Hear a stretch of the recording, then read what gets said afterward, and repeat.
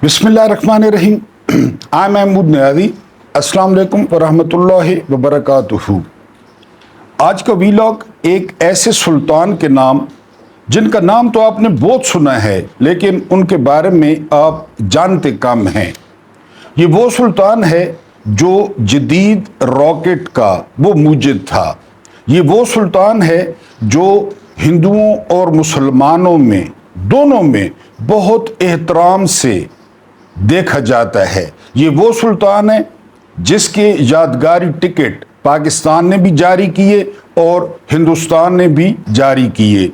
ये वो सुल्तान है जिसका बाप चूंकि पढ़ लिख नहीं सका था तो उसने सारा जोर अपने बेटे की तालीम और तरबियत पर लगाया, लिहाजा ये बहुत हाईली क्वालिफाइड सुल्तान था।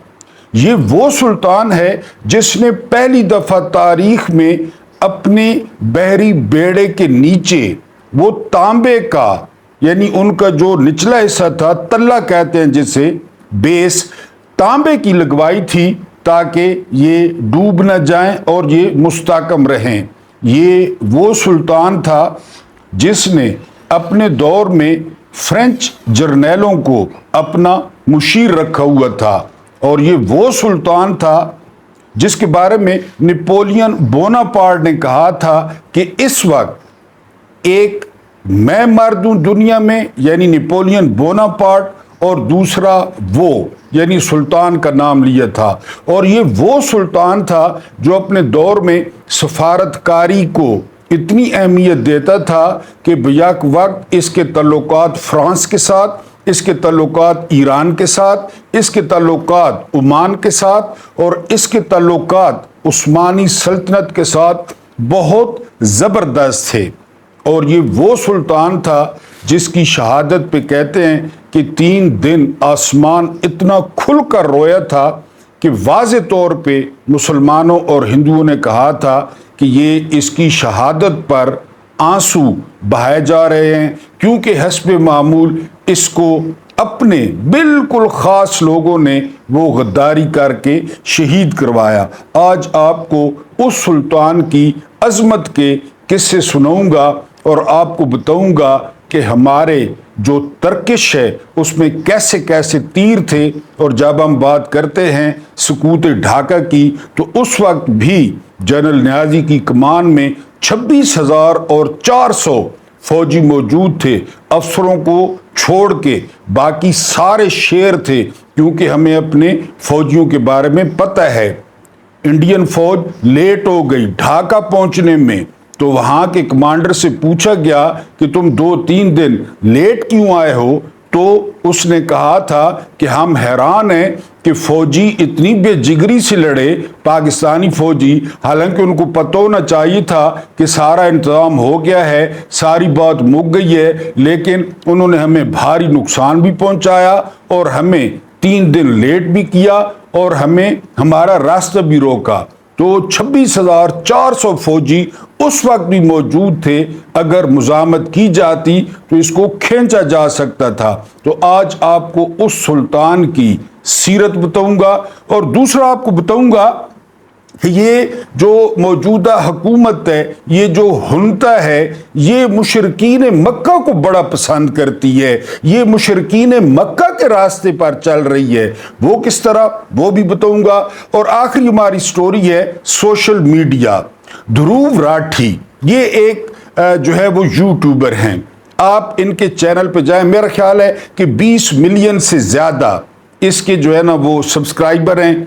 और आप इसका चैनल, अगर आप इल्म चाहते हैं, अगर आप कोई नई बात जो है वो सीखना चाहते हैं, तो इंडियन जो यूट्यूबर हैं ध्रुव राठी या ध्रुव राठी या पत्नी, वो क्या तलफ़ुज़ करते हैं, उस अकेले लड़के ने, आपने उसको देखना है, इतनी सारी उसकी जान है। और गुज़िश्ता आपने 20, 25, 30 वीलॉग उसके जो है वो आपने मुलायजा करने हैं, तो आपको पता चलेगा कि सोशल मीडिया की ताकत क्या है, ताकत कितनी है। क्योंकि पूरी इलेक्शन कैंपेन में मोदी का मकरूह चेहरा, मोदी का स्याह चेहरा, मोदी का जो है वो भयानक चेहरा ध्रुव राठी ने अपने वीलॉग्स में पेश किया, और अदाद शुमार के साथ, बातें नहीं, अदाद शुमार के साथ कि मोदी के दौर में क्या कुछ हुआ, मुसलमानों के साथ क्या हुआ, क्रिश्चियंस के साथ क्या हुआ, दलितों के साथ क्या हुआ। ध्रुव राठी ने, हालांकि खुद आपको पता है कि हिंदू है, लेकिन जो जो उसने एक्सपोज किया बीजेपी को, उसने एक्सपोज किया आरएसएस को, इसलिए सोशल मीडिया को वो कभी शैतानी कहा जाता है, कभी फसाद की जड़ कहा जाता है, नित नई पाबंदियां लगाने की बात की जाती है। आप इसको थोड़ा सा ध्रुव राठी पे, आप इसको यहां पे हम रोकते हैं, आप थोड़ा पीछे चले जाएं। 8 फरवरी को क्या हुआ?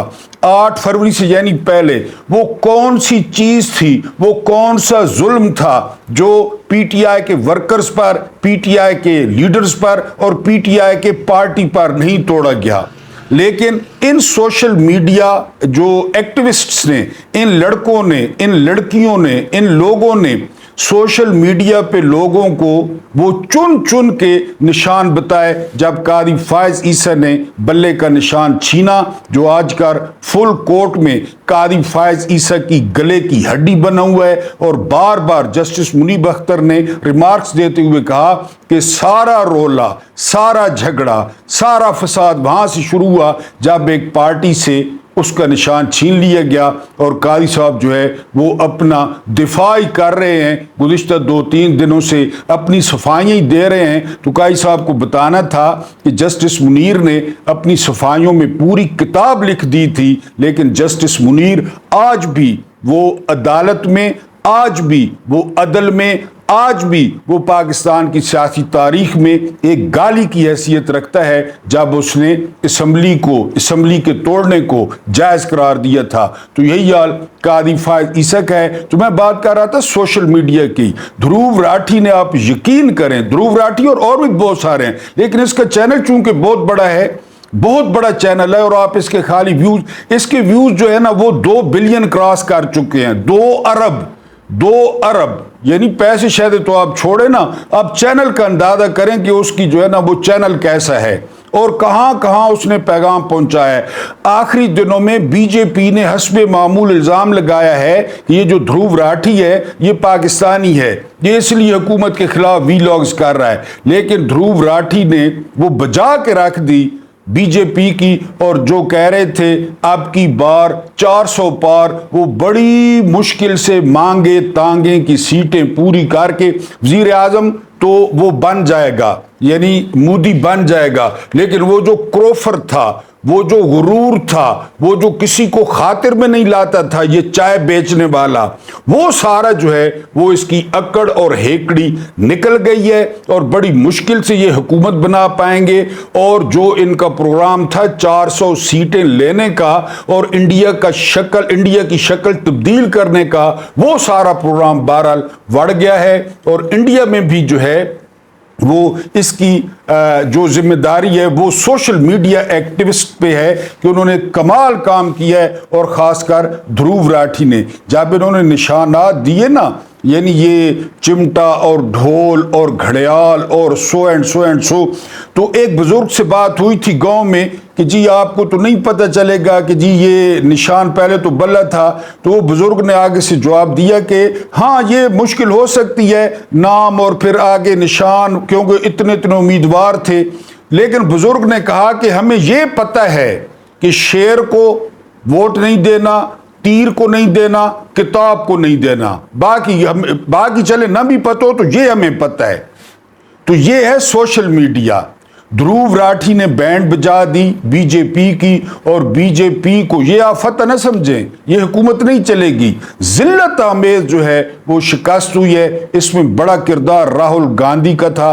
राहुल गांधी ने पूरे इंडिया का पैदल सफ़र किया, वो पहाड़ों पे गए, वो समुद्री इलाकों में गए, और वहाँ पे लोगों को अवेयर किया, और मोदी का जो भयानक चेहरा था वो दिखाया, मोदी के अज़ाइम बताए। लिहाजा बीजेपी को फतह हुई है लेकिन न होने के बराबर। और दूसरा मैंने आपको बताया, इसलिए आपको कहता हूँ कमेंट्स किया करें, इसलिए आपको कहता हूँ शेयर किया करें, इसलिए आपको कहता हूँ हौसला अफजाई किया करें कि ये बहुत बड़ा हथियार है और मेरे जैसे गरीब आदमी के पास, आप जैसे लोगों के पास, कि ये इतना बड़ा हथियार है कि पैगाम को और लोगों को अवेयर करने की कोशिश किया करें जिस तरह ध्रुव राठी ने किया है। लेकिन एक बात अपनी जगह है कि ध्रुव राठी को जो एडवांटेज था, वो एडवांटेज ये था कि उसका मुल्क जो है वो इस्लामी जमहूरिया नहीं था, वो सेकुलर था। यानी उनके आइन में सेकुलर लिखा हुआ है। सेकुलर बीजेपी ने रहने तो नहीं दिया लेकिन उनका मुल्क सेकुलर लिखा हुआ है। अगर ध्रुव राठी वो इस्लामी जमहूरिया में होते और जिसकी बुनियाद ला इलाहा इल्लल्लाह नाम निहाद इनके नज़दीक होती तो आजकल ध्रुव राठी वो अहमद फराद की तरह या जो है ना जेल में होते, या साबिर शाकिर की तरह जलावतन होते, डॉक्टर मुईद पीरजादा की तरह जलावतन होते। उनके साथ वजन लटका के उनकी कुव्वत आजमाई जा चुकी होती, उनको नाजुक हिस्सों पे करंट लगा के पता किया जाता जो है ना करंट लगा कर ये मालूम करने की कोशिश जो है ना वो की जा चुकी होती कि कितनी बिजली पैदा करता है, ये डैम है या बंदा है। ये ध्रुव राठी को बहरहाल मैं कहूँगा कि आप शुक्र करें, आप एक सेकुलर मुल्क में हैं, आप किसी इस्लामी जमहूरिया में नहीं हैं, वरना आज तक आपके वालदैन को, आपके बच्चों को, आपकी बीवी को, क्योंकि वो अहमद फराद ने गज़ल ही कही थी ना कि ये बोलता है इसे उठा लो, तो अगलों ने उठा लिया। तो ध्रुव राठी ने बहरहाल बहुत काम किया, बीजेपी की बैंड बजाई। लेकिन आखिरी बात यह है कि यहाँ हमारे यहाँ जो है मसला वो ये कि देते हैं जहर और कहते हैं कि पीना होगा, जब पीते हैं तो कहते हैं कि जीना होगा। ध्रुव राठी शुक्र करे वो इस्लामी जमहूरिया में नहीं है।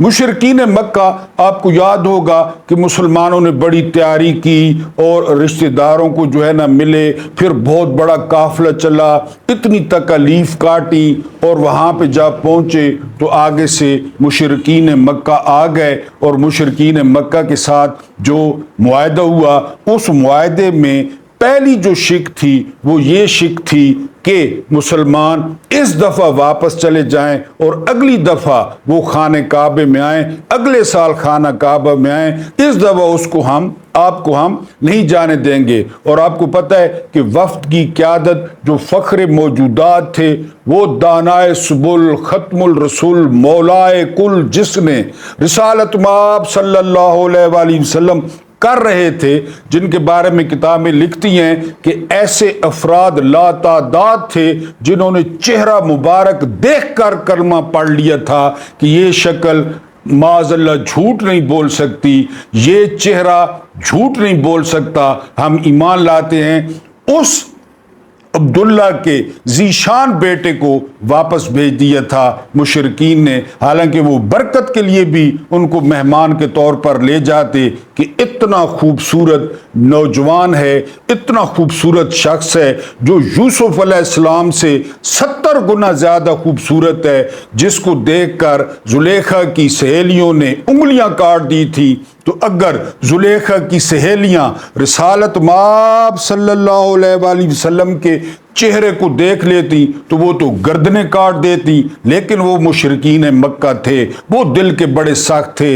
मैंने ये क्यों बात आपके साथ कही, आज फिर इस्लामाबाद हाई कोर्ट में इमरान रियाज खान की समाअत थी और उसने FIA ने कहा कि सर कल जो आपने हुक्म दिया था उसकी बिना पर हमने नाम निकाल दिया था हज पर जाने के लिए, लेकिन आज एंटी करप्शन पंजाब ने, इस टिक टाकर ने, इस मैडम मेकअप बानो ने, इस चीफ मिनिस्टर के महकमे ने फिर जो है वो एक दरख्वास्त दे दी है कि इमरान रियाज खान का नाम वो डाल दें, फिर ECL पे डाल दें। यानी जिस दिन साइफर केस था ना, मैं वहीं था, उस दिन अदालत ने FIA को नोटिस दिया और कहा कि इमरान रियाज को हज करने जाने दिया जाए। इमरान रियाज खान की शाम को फ्लाइट थी, ठीक है जी। उन्होंने फिर FIA ने आज उन्होंने फाइनल करना था, हाई कोर्ट ने क्या आप जाएं, आज वो फिर नई दरख्वास्त लेकर आ रहे। ये लोग अल्लाह के घर से जाने से रोक रहे हैं, ये लोग काबा जाने से रोक रहे हैं, ये लोग मस्जिद नबवी जाने से रोक रहे हैं। ये आप खुद अंदाजा कर लें। और क्या कहा सरकारी वकील ने कहा कि ये वापस नहीं आएंगे। इमरान रियाज ने कहा कि मुझ पर 52 FIRs हैं, मैं इजाजत लेकर बाहर गया, फिर आया, फिर गया, फिर आया, मैं अभी लिख के देने के लिए तैयार हूं कि मैं वापस आऊंगा, मैं कहीं भी नहीं जाऊंगा, मेरा जीना मरना इसी मुल्क में है, मैं जो कुछ करता हूं मैं करता रहूंगा, लेकिन मैं हर हाल में वापस आऊंगा। बहरहाल आज केस फिर जो है वो एंटी करप्शन को आप नोटिस हो गए हैं कि अब एंटी करप्शन आकर जवाब दे कि उनको इमरान रियाज खान क्यों चाहिए और क्यों तुम जो है खुदा के अजाब को दावत दे रहे हो कि इसको काबे जाने से रोक रहे हो। लेकिन मैं हैरान हूं उन उलमा पे जो इस बात पे बिल्कुल चुप हैं, जो इतनी ज्यादा तकरीरें और बाबों के किस्से सुनाते रहते हैं, कोई आलिम नहीं बोलता, कोई जो है ना वो बड़ा जो है ना वो आलिम दीन या कोई मुफ्ती वो आकर सामने बोले कि ये तुम लोग क्या कर रहे हो। बहरहाल आज फिर इमरान रियाज खान को इन मुशरकीन मक्का की हुकूमत ने वो काबा जाने से और मदीना की गलियों में जाने से रोक दिया है। और आप इनसे क्या भलाई की तवक्को कर सकते हैं? अगर इमरान खान बाहर चला जाए, हम फर्ज कर लेते हैं, और बाहर से ना आए, ये भी फर्ज कर लेते हैं, तो किसकी सेहत पे क्या असर पड़ेगा? साबिर शाकिर पहले बाहर है, इसके अलावा डॉक्टर मुईद पहले बाहर है, और बहुत सारे लोग पहले बाहर हैं, तो हुकूमत की सेहत पे क्या असर पड़ेगा? ये अच्छे काम करना शुरू कर देंगे, ये गरीबों के काम आना शुरू हो जाएंगे? बिल्कुल नहीं करेंगे। लेकिन इमरान रियाज के साथ वही अना, वही ईगो, वही मैं कि हम हैं जी, बस हम हैं तो ये मुल्क है, हम हैं तो ये अवाम है। ये बड़े लोगों की गलत फहमियां थी, बड़े लोगों की गलत फहमियां थी। और फिर जब हुज्जाज बिन यूसुफ के यानी तड़पता था तो हकीम ने मुंह के जरिए एक छोटा सा गोश्त का टुकड़ा डाला और उसको फिर धागे के जरिए थोड़ी देर बाद खींचा तो कीड़ों की वजह से वो गोश्त का टुकड़ा नजर नहीं आता था, इतने कीड़े उस गोश्त पे लिपटे हुए थे। फिर ये होता है और कहता था कि अंगीठियां जलाओ, आग जलाओ, मुझे जो है ना ठंड लगती है। वो मक्का पे संगबारी कराने वाला काबा पे, और किताबें लिखती हैं कि बेडों के साथ जोड़ के अंगीठियां रख दी गई। कहता था सर्दी लगती है, अंगीठियां इतनी करीब लाई गई कि जिल्द जल गई। कहता था सर्दी लगती है। वल्लाहु खैरुल माकिरीन। तो ये अपने अंजाम को याद रखें, बिल्कुल याद रखें। काबे से रोकें, मदीने से रोकें, लेकिन अंजाम पे नजर रखें। अब इमरान रियाज बाहर नहीं जा सकता, ठीक है। डॉलर्स जितने जब जहां बाहर चले जाते हैं, डॉलर तो चले जाते हैं ना। शहबाज शरीफ ने कहा कि 26 खरब की करप्शन हो रही है। Dubai leaks, Panama leaks, Pandora leaks, अभी सुना है जर्मन लीक्स आ रही हैं। डॉलर तो चले जाते हैं, अपनी मर्जी से जितने मर्जी है भेजने हैं, चले जाते हैं। सबके बच्चे बाहर पढ़ रहे हैं, पाउंड जाते हैं, डॉलर जाते हैं। पाकिस्तान को एक एक डॉलर की जरूरत है, नहीं वो तो चले जाते हैं। उनको रोकने वाला कोई नहीं है, उनको रोकने वाला कोई नहीं है। जो असल काम है, असल इमरान रियाज हज पे नहीं जा सकते, ठीक है, न जाए, वो मौजूद है। आप जिस तरह मैंने अपने इंट्रो में बताया कि आज आपको एक बहुत यूनिक, आपने नाम बहुत सुना है, आपने बहुत नाम सुना है, ये नहीं कि कोई नया आदमी है, लेकिन आपने उनके बारे में तफसील से नहीं सुना कि वो क्या शख्सियत थी और वो कैसा बंदा था। और डॉक्टर इकबाल ने पता है इस बंदे के बारे में क्या कहा था? डॉक्टर इकबाल ने इस बंदे के बारे में कहा था कि ये शख्स अपने वक्त से पहले पैदा हो गया। अब इससे आप अंदाजा कर लें कि ये इतना हाईली क्वालिफाइड था, ये इतना मामला फहम था कि इसको बाद में पैदा होना चाहिए था। ये जाहिर है एक जो है ना कॉम्प्लीमेंट है, वो तो अल्लाह के काम है, लेकिन डॉक्टर साहब ने कहा था कि ये अपने वक्त से पहले पैदा हो गया शख्स। लेकिन हस्बे मामूल अपनों ने, जिस तरह मशरकी पाकिस्तान देख लें, इसी तरह जो है मैं पूरा तारुफ उनका सुल्तान का अपने सामने रखता हूँ। पहले ही मिनट में आपको अंदाजा हो जाएगा कि मैं आपको किसकी कहानी जो है वो सुना रहा हूँ।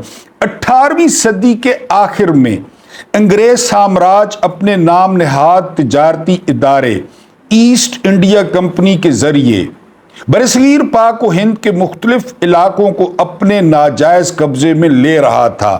بہانہ کیا تھا؟ بزنس۔ پہلے بزنس بہانہ ہوتا ہے، ہم کاروبار کر رہے ہیں۔ انہوں نے گوریاں پھینک کے یہ مغلوں سے جو ہے نا انہوں نے رعایتیں لینا شروع کی گوروں نے۔ ہم یہاں پہ وہ سرمایہ کاری ایک یہودی نے وہ صلاح الدین ایوبی کو کہا تھا نا کہ تم نے بیت المقدس لے لیا ہے، ہم مسلمان عورتوں کو اس قابل ہی نہیں چھوڑیں گے، ہم مسلمان کلچر کو اس قابل ہی نہیں چھوڑیں گے کہ کوئی اور صلاح الدین ایوبی پیدا کریں گی۔ آپ جواب دیں، ٹک ٹاک پہ دیکھ لیں، سوشل میڈیا پہ دیکھ لیں، اشتہار مردوں کے شیونگ جو ہے نا بلیڈ کا، اور عورتیں ایک خریدنے اور بیچنے والی جو ہے نا وہ چیز جو انہوں نے بنا دیا ہے انڈسٹری نے، کریں گی۔ اس نے ٹھیک کہا تھا نا یہودی راہب نے ایوبی کو۔ ہندوستان بھر میں اس وقت افراتفری کا دورہ تھا جبکہ شورش اور فتنہ انگیزی کی ہلاکتوں سے ہر طرف جو ہے نا ہلاکتوں نے ہر طرف اپنے پار پھیلا رکھے تھے، ہر طرف افراتفری تھی، مغل نکل گئے۔ حکومتی مرکز دہلی میں خاندان مغلیہ کی اقتدار پر گرفت انتہائی کمزور پڑ چکی تھی۔ بہادر شاہ ظفر اور وہ آپ کو پتہ ہے 1857 اور سارے ملک کا اقتدار اپنی اپنی جگہ علاقہ جاتی اکائیوں میں جو جہاں پہ تھا تقسیم ہو چکا تھا، یعنی جو جس علاقے میں تھا وہ اس علاقے کا سربراہ بن گیا۔ اتنی ساری ریاست، بڑی ریاست، چھوٹی ریاست، سارا اس طرح۔ تو ان سخت حالات میں بھی بہت سے جوان مرد حکمران ایسے تھے جنہوں نے دشمن سے سمجھوتا کرنے کی بجائے مزاحمت اور لڑائی کے دشوار راستے کو اختیار کیا۔ برطانوی بیرونی قوت کے خلاف عظیم جد و جہد کرنے والی شخصیات میں ایک نمایاں مرد شیر میسور بادشاہ نصیب الدولہ میر فتح علی بہادر خان ٹیپو بھی شامل تھا۔ اب آپ ٹیپو کے بارے میں سنیں۔ سلطان میسور نے سر کو جھکانے کی بجائے کٹانے کا فیصلہ کر رکھا تھا۔ اس کا کہنا تھا کہ شیر کی ایک دن کی دلیرانہ زندگی گیدڑ کی 100 سالہ بزدلی کی زندگی سے بہتر ہے۔ دراصل سلطان فتح علی خان ٹیپو نکتہ شناس آدمی تھا اور وہ اس بات کو خوب سمجھتا تھا کہ جان دی ہوئی اسی کی تھی، حق تو یہ ہے کہ حق ادا نہ ہوا۔ پتہ تھا اس کو سارا، یعنی اس کو پتہ تھا کہ خودکشی ہے، سوسائیڈ ہے، لیکن تمام انتظامات مکمل کر کے اس شخص نے حق تو یہ ہے کہ حق ادا نہ ہوا۔ جی قسمت کی خوبی دیکھیے کہ ٹیپو کے آباء و اجداد دراصل شمالی پنجاب کے رہنے والے تھے۔ یہ خاندان چشتیہ لڑی سے نسبت رکھتا تھا، چشتیہ، اور حضرت بہلول دریائی سے ارادت و عقیدت رکھتا تھا۔ مرشدوں کے حکم پر ہی یہ خاندان ایک زمانے میں پنجاب سے جنوبی ہند کے علاقے گلبرگہ میں منتقل ہوا اور پھر اسے اپنا مستقل ٹھکانہ بنا لیا۔ یہ خاندان اردو اور فارسی بولتا تھا۔ سلطان ٹیپو کے والد آپ جانتے ہیں حیدر علی میسور کی افواج کے کمانڈر ان چیف تھے۔ 1750 میں حیدر علی کی بیوی فاطمہ فخر النساء نے ایک لڑکے کو جنم دیا جس کا نام فتح علی رکھا گیا اور نسبت کے طور پر ارکاٹ کے علاقے کے مشہور صوفی بزرگ ٹیپو مستان اولیاء، یہ نام تھا جی بزرگ کا، ارکاٹ ابھی بھی انڈیا میں ہے، ٹیپو مستان اولیاء کا نام بھی فتح علی خان کے نام کا حصہ بنا دیا گیا۔ اب یعنی وہ جو صوفی تھے ان کا کیا نام تھا؟ ان کا نام تھا ٹیپو مستان اولیاء، اس وجہ سے ٹیپو۔ حیدر علی جرنیل تو شاندار تھا ہی مگر پڑھا لکھا نہ تھا۔ अनपढ़ था। अपनी इस कमी को मद्देनजर रखते हुए हैदर अली ने अपने बेटे फतेह अली खान टीपू के लिए बेहतरीन तालीम और तरबियत का इंतज़ाम किया। टीपू सुल्तान को उर्दू, फारसी, अरबी, कन्नड़ और बिहारी ज़ुबानों की तालीम दी गई। साथ ही कुरान मजीद और शरीयत इस्लामी के असूल पढ़ाए गए, यानी ये भी पढ़ाया गया साथ। इसी तरह टीपू सुल्तान को निशानाबाजी, घुड़सवारी और शमशीर जनी में माहिर किया गया। 1761 में इसी हैदर अली के हाथ में मैसूर रियासत का इक़्तिदार आ गया। हैदर अली ने मुख्तलिफ शुमाली रियासतों को मैसूर में शामिल किया और इस तरह एक बहुत बड़ा इलाका वो हैदर अली के ज़ेरे कमान आ गया।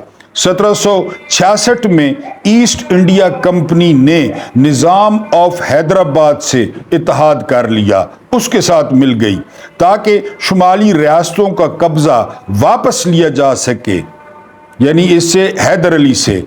मगर निज़ाम ने 1768 में जंग बंदी कर दी और अंग्रेज़ हैदर अली के मुकाबले में तनहा रह गए। इन्हीं लड़ाइयों में टीपू अपने बाप के शाना बशाना लड़ा था। 16 बरस की उम्र में कर्नाटक हमले के दौरान टीपू एक घुड़सवार दस्ते का कमांडर था। ये पहला मौका था कि उसे कमांडर बनाया गया कर्नाटका की जंग में। यहाँ ये बात जानना भी ज़रूरी है कि मैसूर रियासत के सल्तनत फ्रांस से तल्लुकात उस्तवार थे, बहुत मजबूत थे, और फ्रांसीसी जर्नैल हैदर अली के सिपाहियों की जंगी तरबियत करते थे। टीपू की जंगी तरबियत भी फ्रांसीसी जर्नैल जोसेफ डुप्लेक्स ने की थी। बहुत मशहूर जर्नैल फ्रांस का जोसेफ डुप्लेक्स, जिसने टीपू सुल्तान की तरबियत की। 1969 में हैदर अली ने मद्रास में मौजूद ईस्ट इंडिया कंपनी से हालात को जूं का तूं रखने के लिए मुआहदा कर लिया, स्टेटस को, किसी जो जहां पे है वहीं पे रहे। अंग्रेजों की साजिशों से तंग आकर हैदर अली ने 1780 में मरहट्टों के साथ मुआहदा कर लिया, यानी वो मुआहदा हुआ लेकिन अंग्रेज हस्बे मामूल वो साजिशें करते रहे, कभी उसको मिल, कभी उसको मिल, कभी उसके साथ मिलकर जो है ना वो साजिश कर। तो हैदर अली ने मरहट्टों के साथ मुआहदा कर लिया और कर्नाटक पर कई हमले किए। 1782 में जबकि लड़ाइयाँ अभी जारी थी, कैंसर के बायस हैदर अली चल बसा। सरतान था बहुत पुराना और टीपू ताजपोशी के बाद तख्त पर बैठा। इब्तदाई तौर पर टीपू ने अंग्रेजों के साथ अमन मुआहदा किया और कुछ सालों तक अमन की फिजा कायम रही। मगर 1789 में हुआ क्या, एक मकामी हिंदू राजा ने बगावत कर दी मैसूर के अंदर।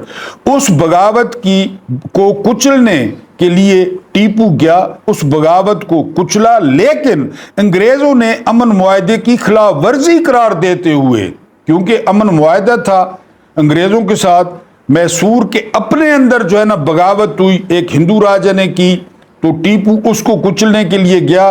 गोरे इंतजार में थे, हैदर अली का इंतकाल हो गया था। उन्होंने कहा जी ये आपने मुआहदा तोड़ दिया है, तो उन्होंने जो है वो अमन मुआहदे की खिलाफ वर्जी करार देते हुए मैसूर के आधे हिस्से को अपने कब्जे में ले लिया, ये बहाना बनाकर। 1790 में गवर्नर जनरल लॉर्ड डुकानवस, यानी उस वक्त जो थे लॉर्ड कॉर्नवालिस गवर्नर जनरल, ने टीपू का नाम ईस्ट इंडिया कंपनी के दोस्तों की फहरिस्त से निकाल दिया। 1790 में दोस्तों की फहरिस्त से निकालकर दुश्मनों की फहरिस्त में शामिल कर दिया। बहरहाल टीपू ने किसी न किसी तरह अपनी रियासत का इस्तेहकाम बरकरार रखा और न सिर्फ अफगानिस्तान के दुरानी हुक्मरानों और तुर्की की उस्मानी सल्तनत के साथ सफारती व जंगी तल्लुकात कायम रखे, बल्कि ईरान, ओमान, चीन और फ्रांस से भी मैसूर के तल्लुकात बहुत मजबूत और शानदार थे। मैसूर की 4 जंगों में आखिरी जंग सबसे ज्यादा अहमियत की हामिल है। गवर्नर जनरल लॉर्ड होंगटिंग ने बहाना बनाया कि टीपू को फ्रांस से मदद मिल रही है, कोई ना कोई बहाना। इसी बहाने पर बरतानिया ने 1799 में मैसूर के मरकज सुरंगापट्टम पर हमला कर दिया और अपने खास साथियों की गद्दारी के बायस टीपू सुल्तान खास साथियों की 4 मई 1799 में मैदान जंग में ऐन लड़ाई के दौरान टीपू को शहीद कर दिया गया। उस वक्त टीपू की उम्र सिर्फ 49 साल थी। दुश्मनों के लिए टीपू हैबत की अलामत जर्नैल और बासलाहियत एडमिनिस्ट्रेटर था।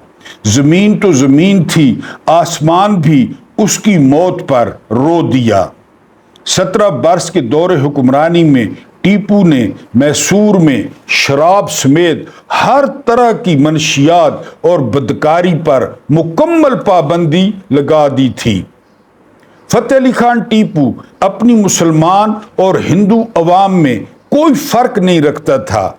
उसने मैसूर का नए सिरे से इश्तिमाले अराजी कराया, सारी जो है ज़मीन वागुजार कराई। मैसूर की रेशम साजी की सनत को फ़रोग़ दिया। लकड़ी के खिलौने की तैयारी व फ्राहमी में मैसूर दुनिया भर में मशहूर हो गया। अभी तक मैसूर मशहूर है, यानी वो इतने खूबसूरत और मजबूत खिलौने बनाता है बच्चों के, लेकिन किसके बनाता है? लकड़ी के। वो बहुत पायदार होते हैं। मैसूर के दौर में इस सनत ने इंतहा पकड़ी, बहुत पूरी दुनिया में मैसूर के खिलौने जो है वो मशहूर थे। नए और मुनफरिद सिक्के जारी किए गए, नया कैलेंडर वजूद में लाया गया। टीपू पर्दे का सख्त कायल था और इस हवाले से इसने बहुत से खुसूसी इकदाम उठाए। 156 मंदिरों को टीपू के दौर में सरकारी मदद दी जाती थी। सड़कों की तामीर के जरिए उसने मुतअद्दिद शहरों को आपस में जोड़ दिया। आपाशी और पीने के पानी की फराहमी के लिए डैम्स बनवाए गए, जो अभी तक 21वीं सदी में भी हमारे हुक्मरानों ने नहीं बनवाए। टीपू के दौर में मैसूर एक खुशहाल तरीन रियासत बन गया। कुछ हिंदू कबाइल में एक औरत कई मर्दों से शादी का रिवाज था। बहुत बड़े उस वक्त कबीले थे कि एक औरत की बयाक वक्त, ये जो भी हमें भाषण देते हैं ना, एक औरत बयाक वक्त 4-4, 5-5 मर्दों से उसकी शादी होती थी हिंदुओं में। इस कबी और गलीज रस्म को भी बजोर टीपू ने खत्म किया, जो अब तक खत्म है, वरना ये जारी सारी थी। जी, हिंदुओं में एक औरत कई मर्दों से शादी का रिवाज था। टीपू ने इस गलीज रस्म का बजोर खात्मा किया। मुसलमानों के लिए काजी और हिंदुओं के लिए पंडित जज तैनात किए गए। टीपू को रॉकेट का मुजिद कहा जाता है। इसके बनाए हुए रॉकेट 2 किलोमीटर तक तबाही मचा देते थे। उस दौर में 2 किलोमीटर तक लोहे के बने हुए इन मैसूरी रॉकेट्स के मॉडल आज भी बरतानिया के अजायब खानों में मौजूद हैं। वो चोर जो यहां से ले गए। मैसूर की चौथी और आखिरी जंग में, जिसमें टीपू शहीद हुआ, उस वक्त मैसूरी फौज में 5000 तरबियत याफ्ता ऐसे फौजी थे जो रॉकेट्स चलाना जानते थे, और लड़ाई के लिए तैयार शुदा रॉकेट्स की तादाद भी हजारों में थी। टीपू की फौज में मुसलमान, राजपूत और कबायली शामिल थे। उसकी बहरिया 40 बहरी जहाज़ों पर मुश्तमिल थी उस दौर में, जिन पर लगभग 140 तोपें नस्ब थी। अंदाजा करें, 140 तोपें। टीपू ने फ्रांसीसी नेवी अफसर एडमिरल सैफरॉन के मशवरे पर बहरी जहाज़ों के पेंदे तांबे के बनवाए थे ताकि उनकी उम्र तवील हो सके। टीपू के वज़रा और मुशीरों में खासी तादाद में हिंदू भी शामिल थे।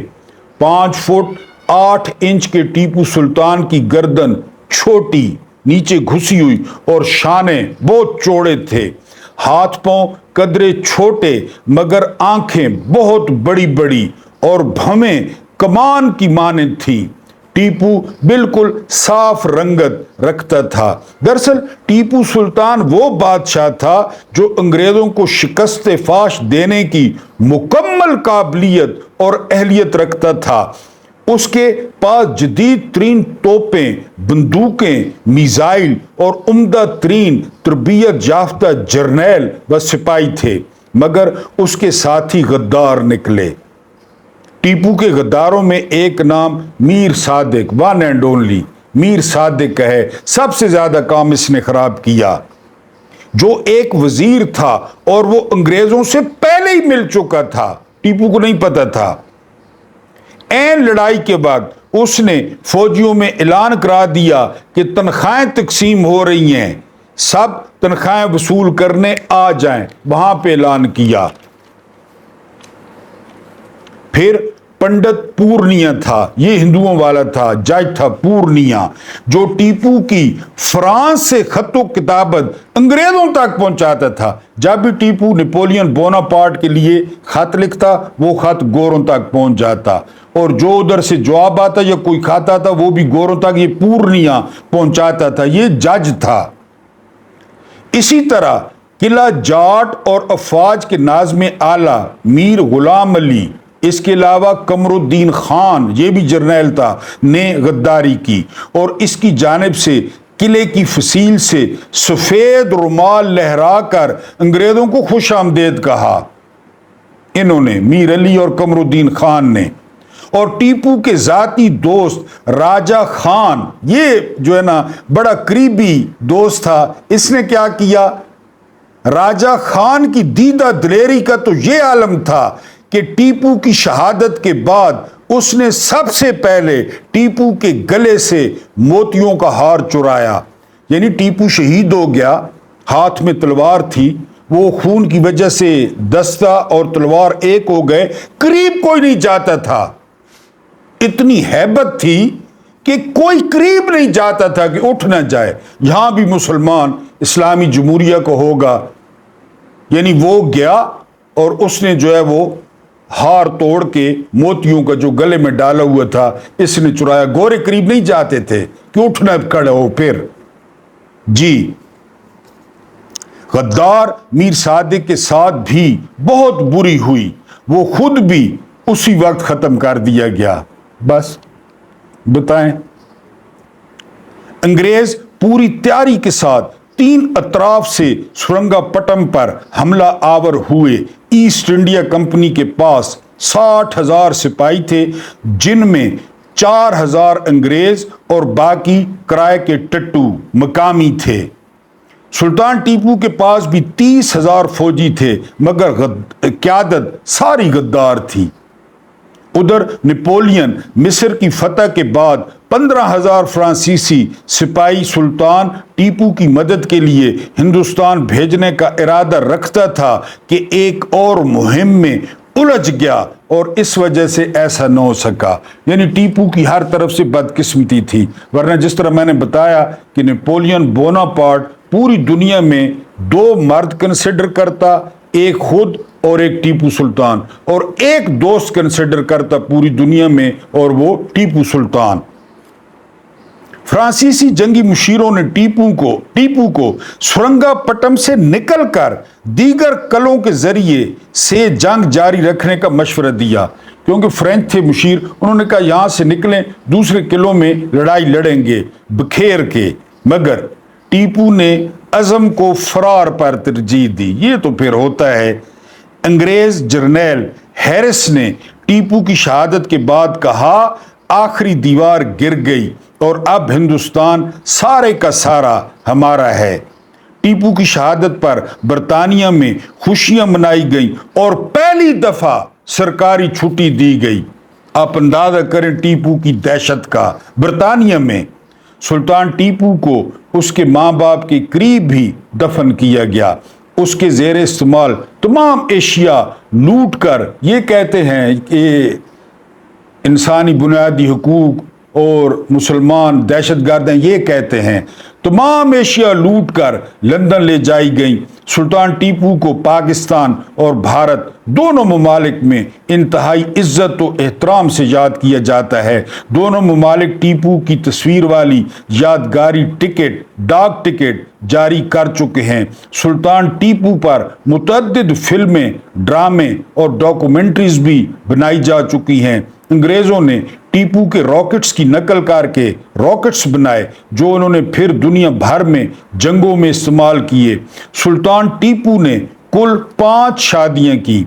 सुल्तान बेगम और रजिया बानो बेगम से निकाह 1774 में हुए, जबकि खतीजतुज़्ज़मा बेगम से निकाह 1796 में हुआ। खतीजा बेगम 1997 में इंतकाल कर गई। टीपू ने दरांती बेगम और रोशनी बेगम से भी निकाह किए। टीपू की औलाद में शहजादा हैदर अली, शहजादा गुलाम मोहम्मद और शहजादा सुल्तान साहब शामिल थे। टीपू सुल्तान का खानदान आज भी जिला झंग हजरत बहलोल दरियाई के मज़ार के आसपास और मैसूर भारत में रहते हैं और आम लोगों जैसी जिंदगी बसर करते हैं। ज़रबे कलीम में टीपू सुल्तान के नाम एक नज़म है इल्हाम इकबाल की, कभी मौका मिले तो वो ज़रूर पढ़ें। आपके जो है ना वो खून में वो गर्दिश तेज हो जाएगी। अगर फरमाइश करेंगे तो मैं वो नज़म आपको सुना दूंगा जो कि टीपू के लिए डॉक्टर इकबाल ने लिखी। अल्लाह पाक आप लोगों को आसानियाँ अता फरमाए, आसानियाँ बांटने की तौफीक अता फरमाए। अल्लाह पाक आप लोगों की रोज़ियों और दस्तरखानों में वुसअत दे। मुझे बर्दाश्त करने का बहुत बहुत शुक्रिया।